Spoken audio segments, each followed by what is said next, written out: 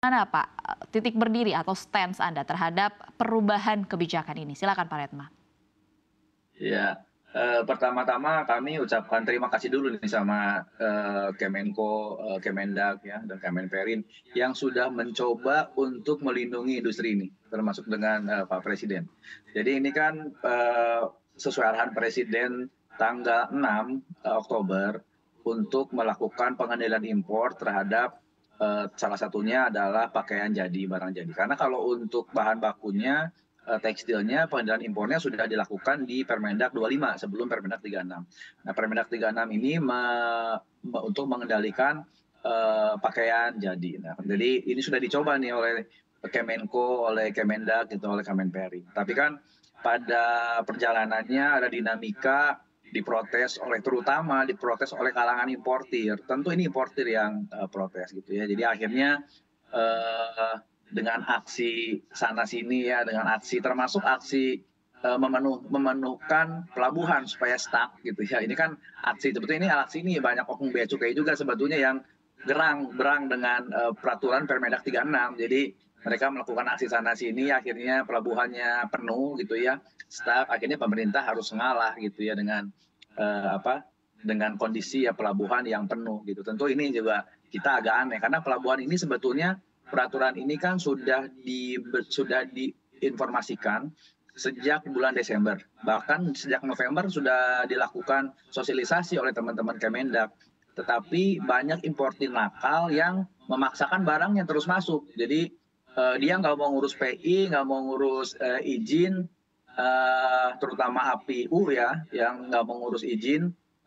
Setelah tanggal 10 Maret berlaku pun mereka terus memaksakan untuk memasukkan barangnya ke Indonesia dan barangnya nggak bisa keluar, akhirnya stuck, bea cukainya juga nggak tegas, harusnya juga direekspor kalau nggak punya PI, tapi malah ditumpuk di pelabuhan. Gitu. Ketika nggak punya izin impor harusnya direekspor, tapi diizinkan untuk ditumpuk di pelabuhan, akhirnya pelabuhannya mampet gitu dan akhirnya pemerintah kan ngalah. Jadi ini artinya kelihatannya pemerintah kalah oleh aksi para importir nakal gitu ya. Jadi kami sangat menyayangkan ketika ini justru direlaksasi, artinya ada pemerintah kalah dengan aksi importir nakal gitu. Dan tentu ini akan semakin memberatkan industri tekstil nasional baik dari hulu sampai hilir. Terutama ini kan hilirnya yang dipenuhi oleh barang-barang impor gitu ya. Tapi kan demand ke hulunya juga jadi semakin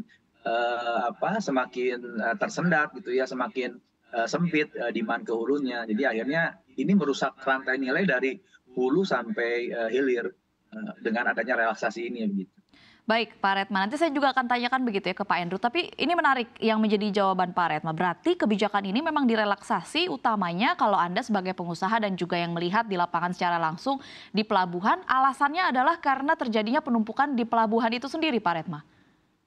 Iya, jadi kan bea cukai itu kan nyalahin Kemendak gitu ya, gara-gara Permendak ini jadinya tersendat di pelabuhannya, numpuk gitu ya, pelabuhannya ada 26.000 kontainer yang nggak bisa keluar. Ya pasti nggak bisa keluar kalau mereka nggak ngikutin aturan, karena kan aturannya harusnya punya izin impor. Kalau nggak punya izin impor ya nggak boleh keluar dari pelabuhan. Nah harusnya kan bea cukai kan tegas, kalau nggak punya izin impor, seminggu maksimal di pelabuhan, kalau enggak ya direekspor. Kalau nggak direekspor, diambil bea cukai, musnahkan itu barang gitu. Bukan ditumpuk di pelabuhan, akhirnya jadi numpuk dan tersendat, baru nyalahin Permendak. Kan agak aneh ini gitu loh. Ada apa gitu di balik bea cukai ini gitu loh. Baik, pertanyaan yang sama mungkin ke Pak Endru. Pak Endru melihatnya seperti apa kebijakan ini? Kira-kira dampaknya apa ke industri Anda, industri tekstil begitu? Ya, baik. Terima kasih, Bu.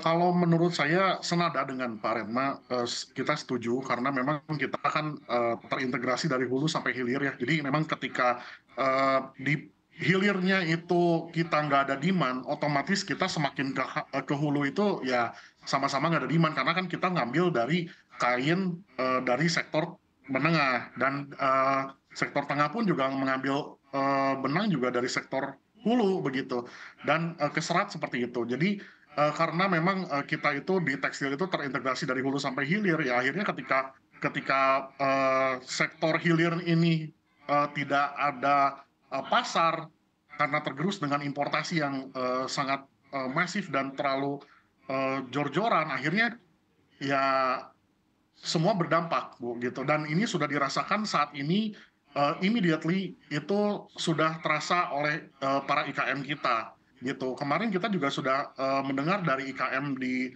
Jawa Barat sendiri, itu penurunan permintaan itu cukup luar biasa drastis, gitu. Bahkan sampai ada yang melelang stok-stoknya, begitu. Berarti kan ini sangat berdampak cukup luar biasa begitu. Dan ini kita sangat sayangkan sekali, Bu, kalau memang Permendak 8 ini harus keluar begitu. Mungkin bola proyeksinya Pak Hendro sebagai pengusaha, kira-kira setelah relaksasi ini dampaknya sejauh apa Pak sampai ke industri Anda? Apakah memang sampai akan ada PHK begitu, mengingat tekstil ini kan mengandalkan sekali tenaga kerja padat karya? Baik, kalau untuk PHK tentu mungkin kedepannya akan terjadi, Bu. Karena yang sudah kita rasakan juga saat ini juga kalau begini, kalau di sektor padat karya itu kan semua itu berdasarkan dari pekerja begitu. Nah, kalau misalnya tidak ada demand, berarti tidak ada pemasukan bagi perusahaan dan akhirnya eh, apa perusahaan akan melakukan efisiensi ketika mereka nggak bisa produksi, mereka nggak bisa keluar barangnya, akhirnya mereka akan menghentikan produksi, utilisasi akan turun. Senada dengan utilisasi turun, sudah pasti akan adanya efisiensi terhadap karyawan, begitu, Bu.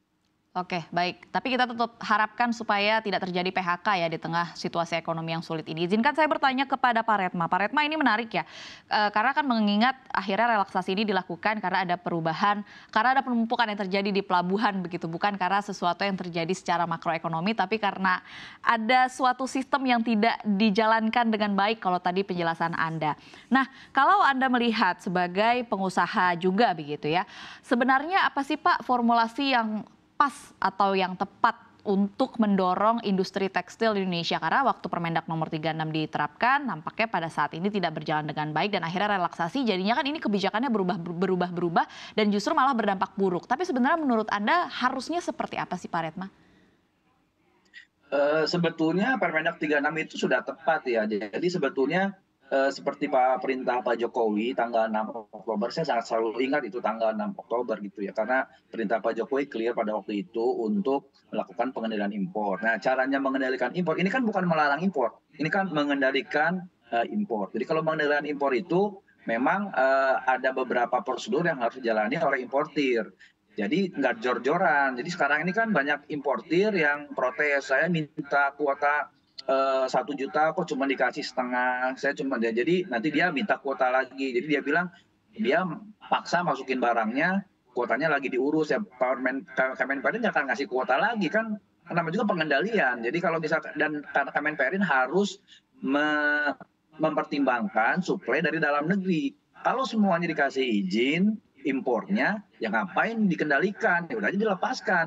Ya, jadi kan ini kan Permendak 36 itu sudah tepat sebetulnya. Jadi formulasi yang dijalankan pemerintah sebetulnya sudah tepat antara Permendak 36, lalu ada Permenperin kalau di tekstil ya, itu ada Permenperin 5 terkait peraturan teknis, itu sudah tepat. Jadi sudah clear semuanya sebetulnya. Cuman memang ada protes importir bandel yang merasa harusnya dia bisa import. Dia biasanya bisa import. Justru itu yang biasanya bisa import, yang asalnya import harus dikurangi impornya agar produk-produk lokal itu bisa masuk lagi ke pasar domestik. Nah, ini kan mereka yang protes dan mereka yang memaksa mengekspor barangnya, impor barangnya, dan disimpan di pelabuhan. Jadinya stuck. Nah, di sisi lain harusnya tegas pemerintah. Lu nggak punya PI, nggak punya izin impor, reekspor dong, jangan disimpan di pelabuhan. Nah, ini yang jadi masalah kan di situ. Jadi sebetulnya formulanya udah tepat gitu. Maksud tepat ini fair ya, antara aturan perdagangan, aturan pendustrian, dan tujuannya yang disampaikan Pak Jokowi tanggal 6 Oktober sudah tepat. Itu kan instrumen yang harus dilalui agar importnya bisa dikendalikan.